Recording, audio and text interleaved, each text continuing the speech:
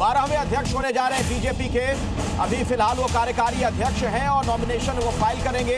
2 से 4 बजे का वक्त इसके लिए रखा गया था और उसके बाद नाम वापस लेने की प्रक्रिया होगी। इसके बाद औपचारिक तौर पर ऐलान किया जाएगा और खुद प्रधानमंत्री नितिन नवीन के प्रस्तावक हैं अमित शाह, जेपी नड्डा, ये तमाम लोग अभी वहां बीजेपी मुख्यालय में मौजूद हैं। तो बीजेपी मुख्यालय जो दिल्ली में है वहां पर सरगर्मी बड़ी तेज है। नितिन नवीन पार्टी के अगले अध्यक्ष होने जा रहे हैं। महज इसे औपचारिकता के तौर पर आप देख सकते हैं, लेकिन ये जो पूरी प्रक्रिया है उसके तहत नितिन नवीन नॉमिनेशन फाइल कर रहे हैं। और आपको बता दें कि पार्टी के तमाम बड़े नेता, कई राज्यों के मुख्यमंत्री इस वक्त वहां पार्टी मुख्यालय में मौजूद हैं और कुछ ही देर में वो नॉमिनेशन फाइल करेंगे।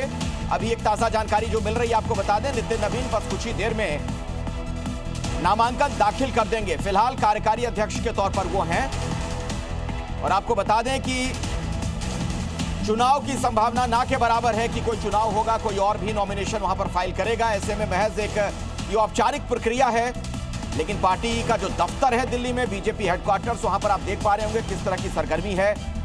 कई राज्यों के मुख्यमंत्री मौजूद हैं, भारतीय जनता पार्टी के तमाम वरिष्ठ नेता वहां पर पहुंच चुके हैं, अमित शाह खुद वहां पर मौजूद हैं। तो अभी की बड़ी खबर, भारतीय जनता पार्टी का एक नवीन अध्याय शुरू होने जा रहा है। महज 46 साल की उम्र और इस तरीके से भारतीय जनता पार्टी के वो सबसे यंग प्रेसिडेंट बनने जा रहे हैं, सबसे युवा अध्यक्ष होंगे। पार्टी संविधान के अनुरूप चुनावी प्रक्रिया की औपचारिकताएं पूरी की जा रही हैं। अधिसूचना 16 जनवरी को पार्टी के राष्ट्रीय जो रिटर्निंग अफसर हैं के लक्ष्मण, उन्होंने जारी कर दी थी और आज इसी के तहत दोपहर 2 बजे से शाम 4 बजे तक का वक्त रखा गया नामांकन के लिए। उसके बाद 4 से 5 बजे तक नामांकन पत्रों की जांच की जाएगी। फिर जो लोग नॉमिनेशन फाइल करेंगे, वापस लेंगे वो नाम या फिर उनके नाम रहेंगे, वो निर्धारित किया जाएगा। शाम 6:30 बजे के आसपास का वक्त बताया जाता है जब इस बाबत आधिकारिक तौर पर जानकारी दी जाएगी पार्टी दफ्तर में। मतदान की आवश्यकता होगी तो मंगलवार को इसका समय निर्धारित किया जा सकता है, जिसकी संभावना बिल्कुल ना के बराबर है। और ये तस्वीरें भी आपको हम दिखा रहे हैं किस तरीके की चहल पहल पार्टी दफ्तर में नजर आ रही है। नितिन नवीन 12वें अध्यक्ष होंगे और उनके सामने हालांकि बहुत तरह की चुनौतियां होने वाली हैं आने वाले वक्त में, क्योंकि बंगाल का चुनाव, असम का चुनाव, तमिलनाडु का, केरल का, पुदुचेरी का, इनमें से कुछ ऐसे चुनाव हैं जो एक लिहाज से देखा जाए तो बहुत कठिन चुनाव हो सकते हैं बीजेपी के लिए। और खासतौर पर पश्चिम बंगाल की जो चुनौती है, तो एक कुशल रणनीतिकार के तौर पर, नए पार्टी अध्यक्ष के तौर पर नितिन नवीन क्या करेंगे, इन सब पर निगाहें लोगों की रहेंगी।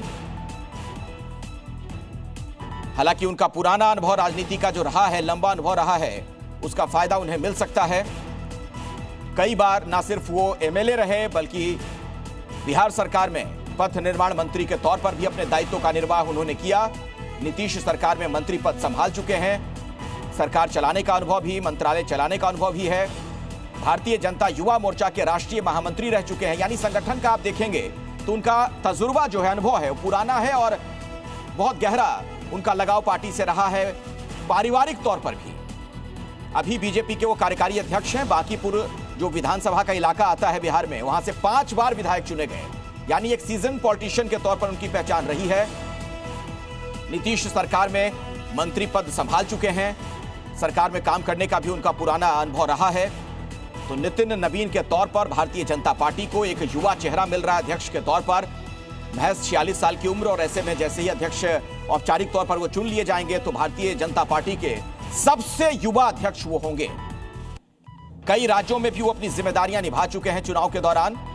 यानी संगठन हो या फिर सरकार हो, दोनों का अनुभव उनके पास है। पार्टी के तमाम जो बड़े नेता हैं उनके साथ उनके बहुत बेहतरीन ताल्लुकात हैं।